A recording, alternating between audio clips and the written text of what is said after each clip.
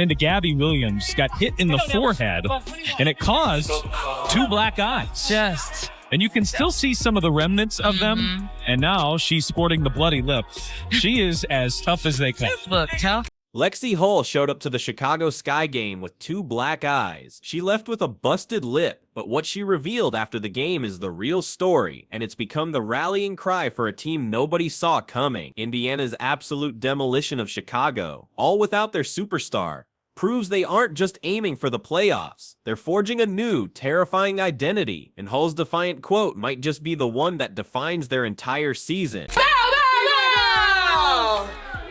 That's a W. Made it out.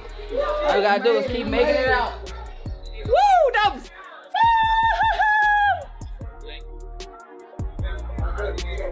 Woo!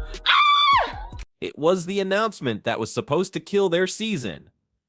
Just days before the final stretch, Caitlin Clark confirmed everyone's worst fears. She was done for the year. I had hoped to share a better update, she stated, but I will not be returning to play this season. The stubborn groin injury that had plagued her since July never healed, and with the clock ticking, the team's hope flatlined. The entire game plan for a deep playoff run, a plan built around the most electrifying rookie in history, had to be thrown in the trash. The media narrative was already written. The Fever's dream season was over. Caitlin Clark released a statement saying this: I had hoped to share a better update, but I will not be returning to play this season.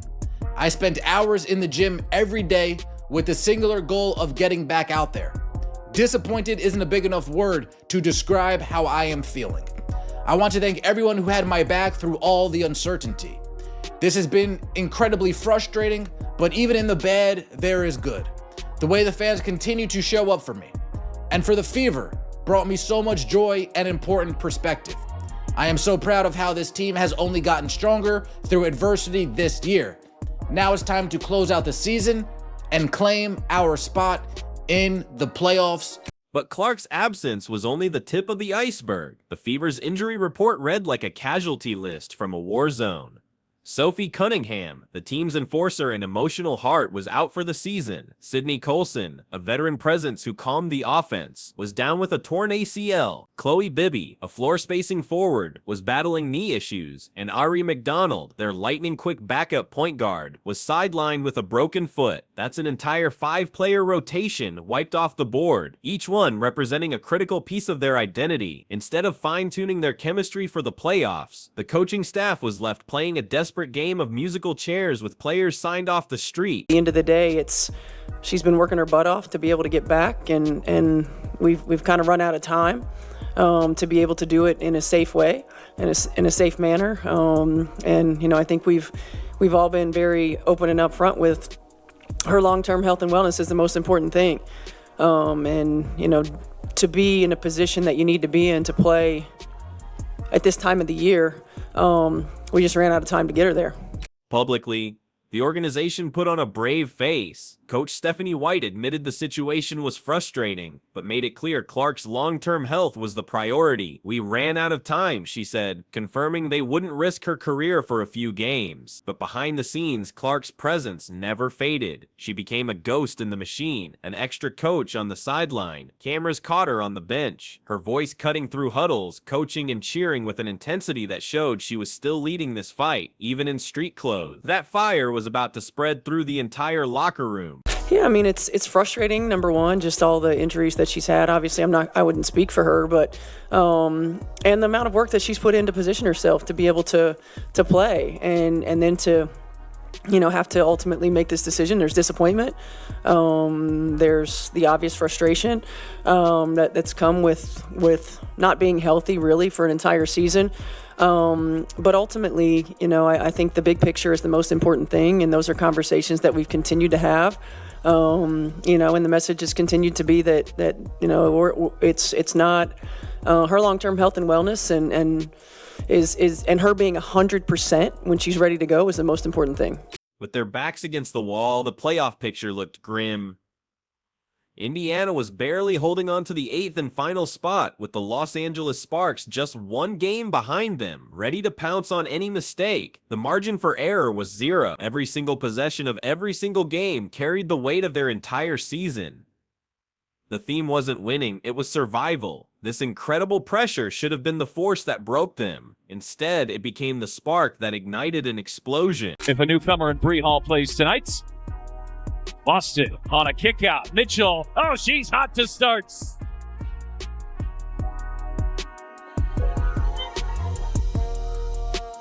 Mitchell finds Dantas, who rolls and lays it in. This game was never just a game, it was the boiling point of a season-long war. The rivalry with Chicago had been fueled by controversy from the very first tip-off, hard fouls, public trash talk, and a media frenzy that pitted Caitlin Clark against Angel Reese had turned every matchup into a must-see spectacle. This wasn't about basketball anymore. It was about pride, respect, and a bitter fight for dominance. This final meeting was set to be the brutal conclusion, and Indiana was walking in without their biggest weapon. Mitchell, will she add to it? Whips it back for Dantas. Kelsey Mitchell putting on a show here in Indy. Look at the spin on the ball. Just one dribble over the head pad. Mitchell's been brilliant on a kick out to Howard. Mitchell bouncing, Howard, the left hand. And then getting a stop on the defensive end. I know Coach Stephanie White is happy with the team with that. Mitchell being hounded by Atkins, trying to shake her. Mitchell bounces inside, and Howard gets the roll. Kelsey Mitchell led the charge like she has all year. The final score was 97-77, but that 20-point victory doesn't even begin to tell the story. This one completed a 5-game season sweep of Chicago with an average margin of victory of 24 points. It was pure, unadulterated dominance, a level of humiliation that exposed just how far apart these two franchises truly are. This historic beatdown, the largest point differential between two teams in a single season, wasn't just a win, it was a statement that echoed across the entire league. Here in the first half. Oh, it's Howard finding Sims, who finishes tight quarters. Howard backing in on Williams, little shake and bake, and the fadeaway. Kelsey Mitchell took the reins and played like a seasoned general. She dropped 20 points, but more importantly, dished out 8 assists, proving she could orchestrate the entire offense. This wasn't a player hunting for her own shots. This was a leader, making sure everyone ate, all while getting her own buckets whenever Chicago dared to give her an inch of space. She showed the world she was more than capable of leading the charge. 7 of them came in the second quarter. Indiana's just been able to hold Chicago at an arm's length here tonight. And Natasha Howard putting together one of her best games of the season. Missing that little bunny, just the possession before, comes up through the contact, goes straight to her chest. Not a... Sims finds some space and can't get the roll. Howard charging, tips it, comes down with it, and flips it home. Right beside her, Natasha Howard was a two-way monster. She finished with 18 points, 7 rebounds, and an incredible 4 steals. She controlled the paint on offense, and then methodically dismantled Chicago's possessions on defense, crushing their momentum and turning their mistakes into easy points. She was the engine room of this dominant performance, a relentless force that Chicago had no answer for. She is the team's leading scorer with Angel Reese not available. Hull lob it inside. Boston spins and finishes. So far in the second half, it's been one step forward, one step back for the Sky. Boston turns the corner on Cardoso, bakes it home, and a foul. And the assault didn't stop there. The box score revealed a story of complete team effort. 3 more players, Odyssey Sims, Aaliyah Boston, and Ariel Powers, all scored in double figures. This wasn't 1 or 2 players having a hot night. This was a deep, balanced attack from a roster everyone had written off as too injured to compete. They proved their strength wasn't in one star, but in their numbers and their system. Good hands there by Williams. Petty, Powers. Through traffic and is able to finish.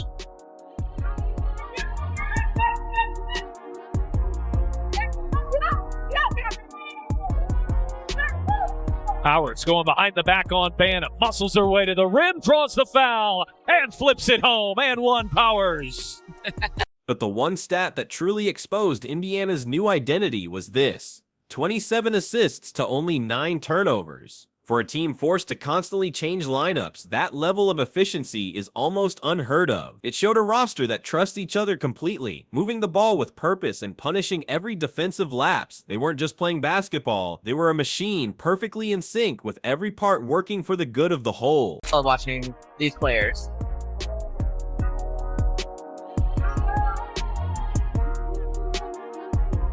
Here's Michaela Timpson checking in for her first minutes and banking it home. At the center of it all was Lexie Hull. Already sporting 2 black eyes from a collision with Gabby Williams a week earlier, she took an elbow from Camila Cardoso that split her lip open in the second half. Bloodied and bruised, she refused to come out of the game. She simply wiped the blood from her mouth and got back on defense. That single act of defiance was the living embodiment of this team's spirit. Powers bouncing. Hull. Oh, had it denied at the rim. Oh, looked home free, and I think her toughness isn't just for show, it's backed by a stunning statistical leap. This is happening during the best season of her career. Across the board, points, rebounds, steals, assists. She is posting career highs. She already smashed her personal best from beyond the arc, knocking down 53s on the year. This isn't luck, it's the result of relentless work. She has transformed from a role player into a core piece right when they needed her most. This guy, they just got to get into their sets a little bit quicker. here's Hull off the Boston screen. She hits, and Indiana is... I love the way that she's been able to elevate her game. The youngsters out of South Carolina, who both are having strong seasons, as Indiana has opened up 3 for 3 with Lexie Hull. Her impact goes far beyond the box score. Hull is the team's defensive glue, the player who hounds opposing guards and sets a relentless tone. After the game, reporters asked her about the injuries. She just smiled through the bruises and said, "We fight for our injured teammates." That one line became the team's new mantra. She wasn't a victim, she was a warrior carrying the banner for her fallen comrades. 3 points here tonight at 14 minutes off the bench. Turner gets inside, kick out. Hull who buries a 3. With Clark out, a massive void was left in the paint and Aaliyah Boston quietly stepped in to fill it. No longer just a supporting piece, Boston was forced to become a focal point on both ends of the floor. She shouldered a heavier scoring load, battled for every rebound, and anchored the defense against bigger opponents. This trial by fire accelerated her development, forging her into a more confident and assertive leader. Steph mentioned, whenever she sees you with the 2 black eyes, she smiles in a way because it just exemplifies your toughness. Do you feel tough in these kinds of situations with these 2 black eyes? I mean, that's what people keep telling me. Every time she sees me, she smiles and then she says, "I'm so sorry." I'm like, "You don't need to be sorry. This is what it is." And when I'm playing, like, I forget about it, and then I go and look at the mirror. I'm like, "Oh shit, he's still there."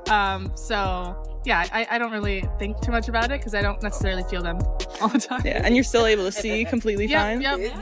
Right. Nothing's changed. All right, perfect. I think. None of this happens by accident. This resilience was meticulously crafted by head coach Stephanie White. While other teams might have folded under the weight of so many injuries, White kept her team locked in. Her message since July was simple: every game is a playoff game. That approach hardened the group, teaching them to thrive in chaos and to view every challenge as an opportunity.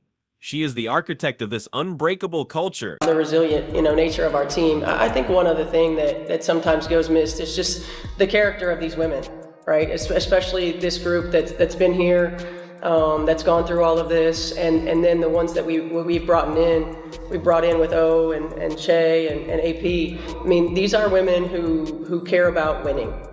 These are women who care about one another.